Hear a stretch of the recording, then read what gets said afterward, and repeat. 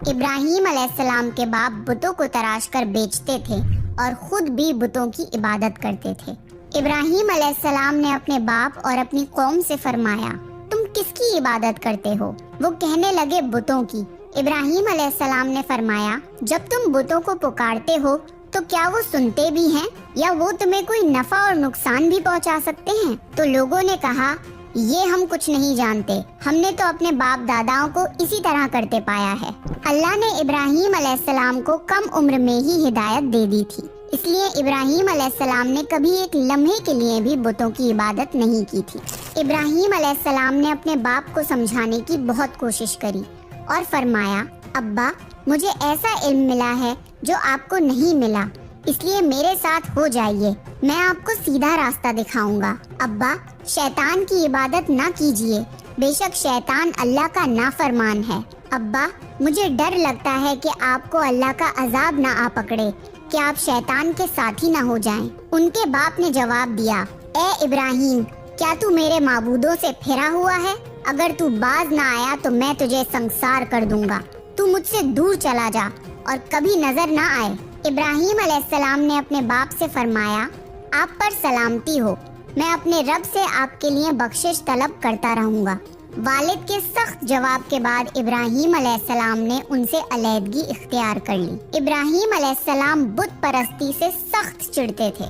ईद के दिन उनकी कौम के लोग खाना पकाकर माबूदों के सामने रखते थे, फिर शहर के बाहर एक मैदान में जमा होते, वहाँ खेलते कूदते और खुशियाँ मनाते। शाम को घरों की तरफ आते, सुबह बुतों के पास जो खाना रख गए थे उसको उठाते और तबर्रुक समझकर खा जाते। इस दफा जब ईद का दिन आया तो सब तैयार हो गए, पर इब्राहीम अलैहिस्सलाम तैयार नहीं हुए। वो लोग जाने से पहले इब्राहीम अलैहिस्सलाम के पास आए और पूछा, क्या आप हमारे साथ नहीं जाएंगे? इब्राहीम अलैहिस्सलाम ने आसमान की तरफ निगाह की और फरमाया, मैं बीमार हूँ। वो लोग इब्राहीम अलैहिस्सलाम को छोड़कर चले गए। फिर इब्राहीम अलैहिस्सलाम उन बुतों के पास गए, देखा कि उनके सामने खाना पड़ा है और उन बुतों ने उस खाने को छुआ तक ना था। इब्राहीम अलैहिस्सलाम ने उन्हें मुखातिब करके कहा, ये इतना खाना तुम्हारे सामने पड़ा है, तुम इसको खाते क्यों नहीं? तुम्हें क्या हो गया है कि बात तक नहीं करते? फिर पूरी ताकत से कुल्हाड़ा मारकर उनके टुकड़े टुकड़े कर दिए, लेकिन बड़े बुत को छोड़ दिया। तमाम छोटे बुतों को तोड़कर कुल्हाड़ा उस बड़े बुत के कंधे पर रख दिया। लोग जब वापस लौटे तो हैरान रह गए कि ये कैसे हो गया। कौम के लोगों ने मशवरा किया कि सबको जमा करो और इब्राहीम को बुलाओ और उसे सजा दो। सब जमा हो गए और इब्राहीम अलैहिस्सलाम से बोला गया, ए इब्राहीम, हमारे बुतों के साथ ये हरकत तुमने की है? इब्राहीम अलैहिस्सलाम ने जवाब दिया, ये काम तो इस बड़े बुत का है, मुझसे क्यों पूछते हो? तुम अपने माबूदों से क्यों नहीं पूछ लेते कि उनके टुकड़े टुकड़े किसने उड़ाए हैं? इब्राहीम अलैहिस्सलाम की ये बात सुनकर वो सब सोच में पड़ गए। फिर कहा, ए इब्राहीम, क्या तुम्हें इल्म नहीं कि ये बोल नहीं सकते? अब इब्राहीम अलैहिस्सलाम ने फरमाया, तुम अल्लाह के सिवा उनकी इबादत क्यों करते हो जो तुम्हें कुछ भी नफा ना दे सकें और ना ही नुकसान पहुंचा सकें? ताज्जुब है तुम पर और उन पर भी जिनको तुम अल्लाह के सिवा पुकारते हो। तुम उनकी पूजा करते हो जिनको तुम खुद अपने हाथों से तराशते हो। क्या तुम में बिल्कुल अकल नहीं? लेकिन सब कुछ समझने के बाद भी वो लोग अपने कुफ्र पर डटे रहे और इब्राहीम अलैहिस्सलाम को सजा देने का फैसला कर लिया। फिर उन लोगों ने एक मैदान में कई दिन तक खूब सारी लकड़ियां जमा की और उसमें आग लगा दी। जब आग खूब भड़क उठी तो उन्होंने इब्राहीम अलैहिस्सलाम को रस्सियों से बांधकर उस आग में डाल दिया। उस वक्त इब्राहीम अलैहिस्सलाम ने ये दुआ पढ़ी, हस्बुनल्लाहु व निअमल वकील, मेरे लिए अल्लाह काफी है और वही बेहतरीन कारसाज है। अल्लाह ने आग से फरमाया, ए आग, इब्राहीम पर ठंडी हो जा और सलामती वाली हो जा। चुनाचे जब इब्राहीम अलैहिस्सलाम को आग में डाला गया तो वो ठंडी हो गई। आग भी अल्लाह के हुक्म के बगैर नहीं जला सकती, इसलिए क्योंकि ये भी अल्लाह की मखलूक है और इसकी कुदरत भी अल्लाह के पास है। इसलिए जब आग को अल्लाह की तरफ से ठंडा होने का हुक्म हुआ तो वो ठंडी हो गई। आग ने न इब्राहीम अलैहिस्सलाम के कपड़े जलाए और न जिस्म के किसी हिस्से को नुकसान पहुंचाया। صرف وہ رسیاں جلائیں جن سے آپ کو باندھا گیا تھا۔ لوگ آگ کے آس پاس ابراہیم علیہ السلام کو جلتا ہوا دیکھنے کے لیے کھڑے تھے، لیکن وہ یہ دیکھ کر حیران رہ گئے کہ ابراہیم علیہ السلام بڑے ناز سے آگ کے درمیان بیٹھے ہیں۔ لوگ اس معجزے کو دیکھ کر حیرت زدہ تھے۔ پھر ابراہیم علیہ السلام آگ سے نکلے۔ اتنا بڑا معجزہ دیکھنے کے بعد بھی لوط علیہ السلام کے سوا کوئی ایمان نہیں لایا۔ پورے بابل شہر کے لوگ کفر ہی پر ڈٹے رہے۔ ابراہیم علیہ السلام ان کا یہ رویہ دیکھ کر نا امید ہو گئے کہ اس سے بڑھ کر یہ کون سا معجزہ دیکھنا چاہتے ہیں۔ اس وقت بابل پر نمرود نامی بادشاہ کی حکومت تھی۔ جب اس کے پاس اس معجزے کی خبر پہنچی تو اس نے اپنے دربار میں ابراہیم علیہ السلام کو پیش کرنے کا حکم دیا۔ اس نے ابراہیم علیہ السلام سے ان کے رب کے بارے میں پوچھا۔ ابراہیم علیہ السلام نے جواب دیا، میرا رب وہ ہے جو زندہ کرتا ہے اور مارتا ہے۔ جواب میں اس نے کہا، میں بھی زندہ کرتا ہوں اور مارتا ہوں۔ اس نے حکم دیا کہ جیل سے 2 آدمیوں کو لے آؤ۔ پھر اس نے ایک کو قتل کرنے کا حکم دیا اور دوسرے کو معاف کر دیا، اور کہنے لگا کہ دیکھ لو، میرے حکم سے لوگ مرتے ہیں اور میرے حکم سے انہیں زندگی ملتی ہے۔ اس پر ابراہیم علیہ السلام نے کہا، بے شک اللہ سورج کو مشرق سے لاتا ہے، تو اس کو مغرب سے لے آ۔ اس پر نمرود کے پاس کوئی جواب نہ تھا۔ پھر اس نے ابراہیم علیہ السلام کو شہر سے نکل جانے کا حکم دیا۔ ابراہیم علیہ السلام عراق کو چھوڑ کر شام کی طرف چل دیے۔ یہاں پر انہوں نے اپنے چچا کی بیٹی سارہ علیہ السلام سے شادی کی اور یہیں رہنے لگے۔ اس شہر کے لوگ بتوں کی پوجا نہیں کرتے تھے بلکہ ستاروں کو پوجتے تھے۔ یہ لوگ رات کو عبادت کرتے تھے کیونکہ ستارے رات کو دکھتے ہیں۔ ایک رات ابراہیم علیہ السلام ان لوگوں کے ساتھ نکلے اور ایک چمکتے ہوئے تارے کو دیکھ کر مذاق میں بولے کہ یہ میرا رب ہے۔ پھر جب وہ تارا چھپ گیا تو بولے کہ یہ میرا رب کیسے ہو سکتا ہے جو چھپ جائے۔ اگلی رات انہوں نے چاند کو دیکھ کر بولا، یہ میرا رب ہے۔ پھر جب دن ہوا اور چاند چھپ گیا تو بولے، یہ رب کیسے ہو سکتا ہے؟ اگر دن کے وقت کسی کو اپنے رب کی حاجت ہوگی تو وہ کیا کرے گا؟ ان باتوں سے ابراہیم علیہ السلام ان لوگوں کو غور و فکر کی دعوت دے رہے تھے تاکہ وہ لوگ غور کریں۔ پھر جب دن ہوا اور سورج نکلا تو کہنے لگے، یہ میرا رب ہے، یہ تو سب سے بڑا ہے۔ لیکن جب وہ بھی غروب ہو گیا تو کہنے لگے، یہ بھی رب کہلانے کے لائق نہیں، یہ سب تو مخلوق ہیں اور ان کا خالق کوئی اور ہے۔ میں تو اس کی عبادت کرتا ہوں جس نے آسمان اور زمین کو پیدا کیا۔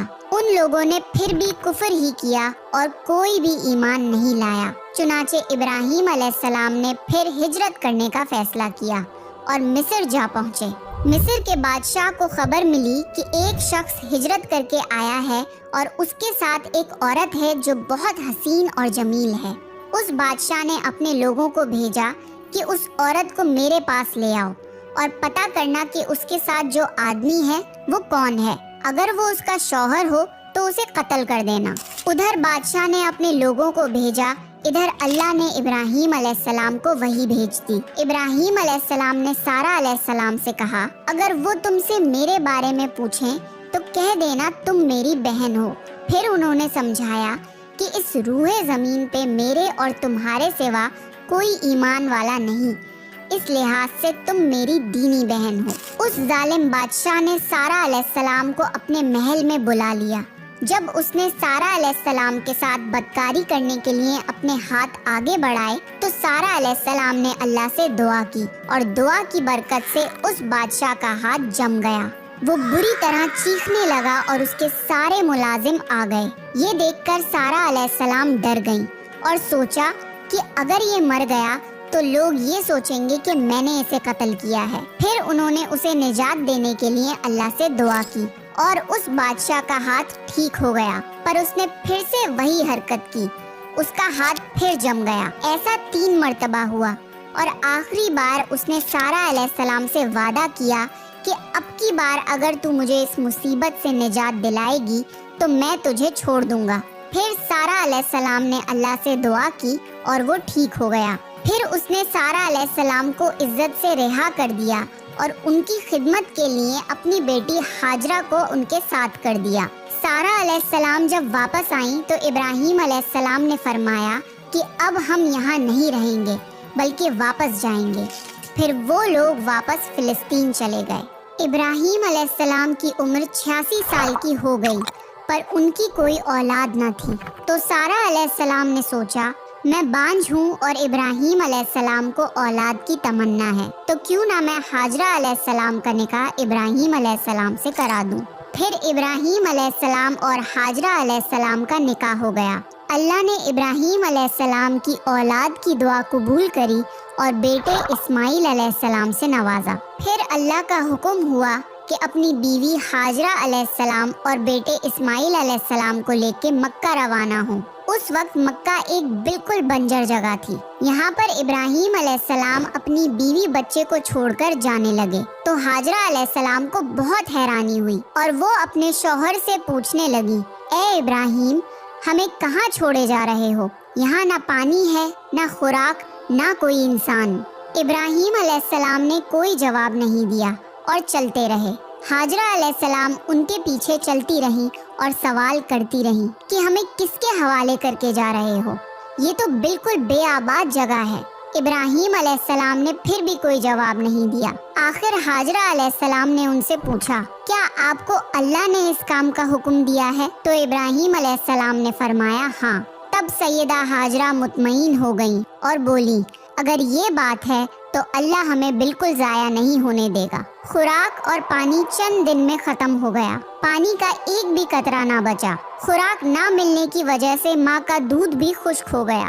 اب بچہ بھوک سے بلکنے لگا۔ ہاجرہ علیہ السلام اپنے بچے کو بھوک سے روتا ہوا نہیں دیکھ سکتی تھی، اس لیے انہوں نے بچے کو وہیں چھوڑا اور پاس کی پہاڑی صفا کی طرف دوڑی کہ شاید کسی طرف پانی یا خوراک نظر آ جائے یا کسی انسان کی جھلک نظر آ جائے۔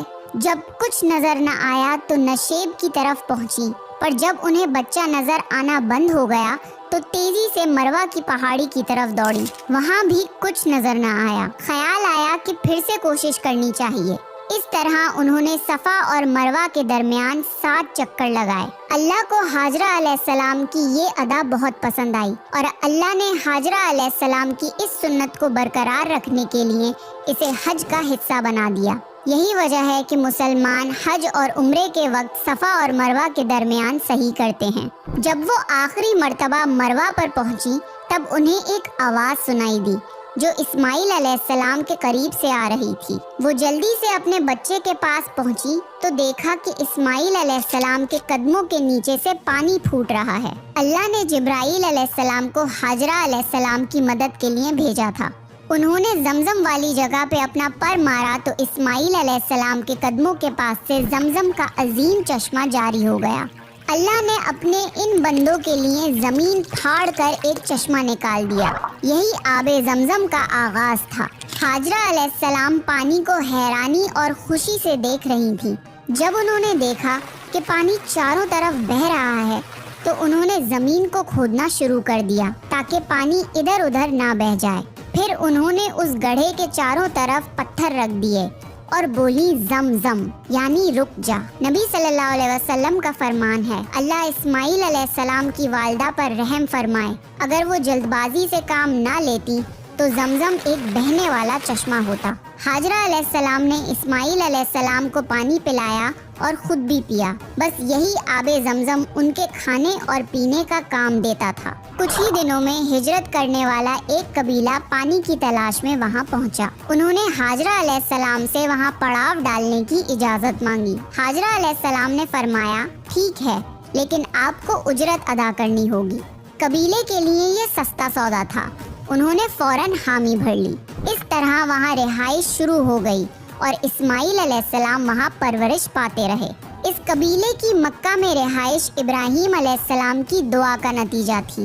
جب ابراہیم علیہ السلام نے اپنے بیوی بچے کو بنجر جگہ پہ چھوڑا تھا تو یہ دعا مانگی تھی، اے ہمارے پروردگار، میں نے اپنی کچھ اولاد اس بے آباد جنگل میں تیرے گھر کے پاس بسائی ہے، یہ اس لیے کہ وہ نماز قائم کریں، پس تو کچھ لوگوں کے دلوں کو ان کی طرف مائل کر دے اور انہیں پھلوں کی روزیاں عطا فرما تاکہ یہ شکر گزاری کریں۔ دن گزرتے رہے اور اسماعیل علیہ السلام مکہ میں بڑے ہوتے رہے۔ ابراہیم علیہ السلام ہر سال 1-2 بار اپنے گھرانے کی دیکھ بھال کے لیے چکر لگاتے تھے۔ جب اسماعیل علیہ السلام نے ہوش سنبھالا تو ایک بار پھر آزمائش کا وقت آ گیا۔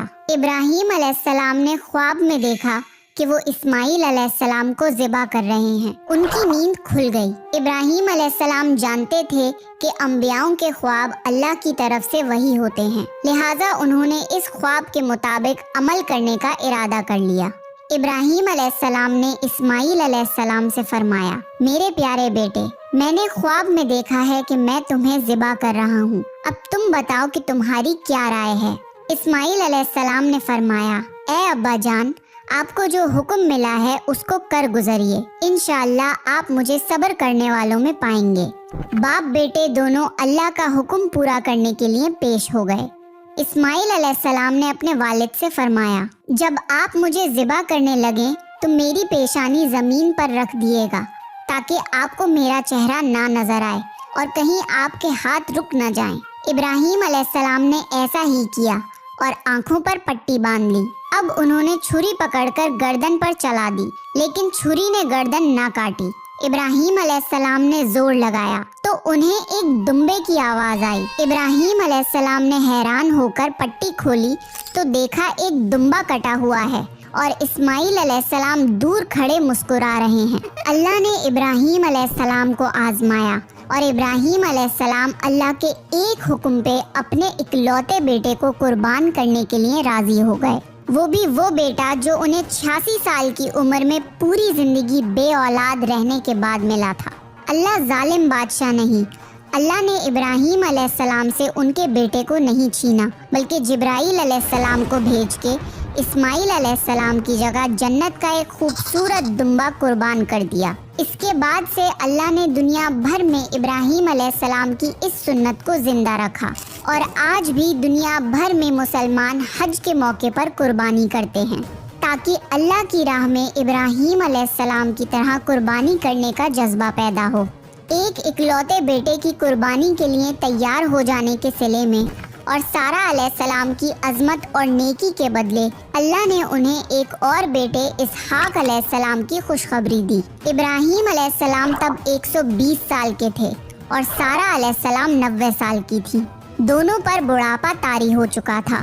اللہ نے یہ خبر سنانے کے لیے فرشتے بھیجے۔ فرشتوں نے ابراہیم علیہ السلام کو سلام کیا اور بیٹے اسحاق علیہ السلام کی خوشخبری دی۔ یہ سن کر سارہ علیہ السلام بہت حیران ہوئی، کہنے لگی، کیا میں بچہ جنوں گی؟ حالانکہ میں بانجھ ہوں اور میرے خاوند بوڑھے ہو چکے ہیں۔ یہ تو حیرت کی بات ہے۔ اس پر فرشتوں نے کہا، اللہ کے فیصلے پر تعجب نہ کیجیے، یہ تو اللہ کی آپ پر رحمت ہے، بے شک وہ قابل تعریف ہے۔ ابراہیم علیہ السلام اسماعیل علیہ السلام سے ملنے مکہ آتے رہتے تھے۔ ایک مرتبہ انہوں نے فرمایا، اے میرے بیٹے، اللہ تعالیٰ نے مجھے حکم دیا ہے کہ اس مقام پر اللہ کا گھر تعمیر کرنا ہوگا۔ اسماعیل علیہ السلام نے فرمایا، میں حاضر ہوں۔ پھر ابراہیم علیہ السلام اور اسماعیل علیہ السلام نے مل کے کعبہ کی تعمیر کی۔ جب وہ بیت اللہ کی بنیادوں کو بلند کر رہے تھے تو دعا مانگ رہے تھے کہ اے ہمارے رب، ہماری محنتوں کو قبول فرما، تو دعا کو سننے والا جاننے والا ہے، اور ہمیں اپنا فرما بردار بنا، ہماری اولاد میں سے بھی ایک فرما بردار گروہ بنا، اور ہمیں عبادت کا طریقہ سکھا اور ہم پر رجوع فرما، کیونکہ تو ہی توبہ قبول کرنے والا اور رحم فرمانے والا ہے۔ اے ہمارے رب، ان پر انہی لوگوں میں سے ایک رسول بھیج جو ان پر تیری آیت کی تلاوت کریں اور تیری کتاب اور حکمت سکھائیں اور انہیں پاک کریں، یقیناً تو غالب اور حکمت والا ہے۔ تعمیر کے وقت اللہ نے جنت سے ایک پتھر بھیجا تھا جس کا نام حجر اسود تھا۔ یہ پتھر نہایت سفید تھا۔ اب یہ پتھر لوگوں کے گناہوں کی وجہ سے کالا ہو گیا ہے۔ تعمیر کے وقت ابراہیم علیہ السلام ایک پتھر پر کھڑے ہوئے، وہ ننگے پیر تھے۔ اسی وقت پتھر پگھل گیا اور پتھر پر ان کے پیروں کے نشانات آ گئے۔ اسی پتھر کو آج مقام ابراہیم کہا جاتا ہے اور آج بھی لوگ اسے دیکھ سکتے ہیں۔ اس طرح کعبہ تعمیر ہوا۔ اللہ نے ابراہیم علیہ السلام کو حکم دیا کہ لوگوں میں حج کا اعلان کرو۔ اس پر ابراہیم علیہ السلام نے فرمایا، اے اللہ، میری آواز بھلا کس کس تک پہنچے گی؟ اللہ نے جواب دیا، آپ کے ذمے آواز لگانا ہے، پہنچانا ہمارا کام ہے۔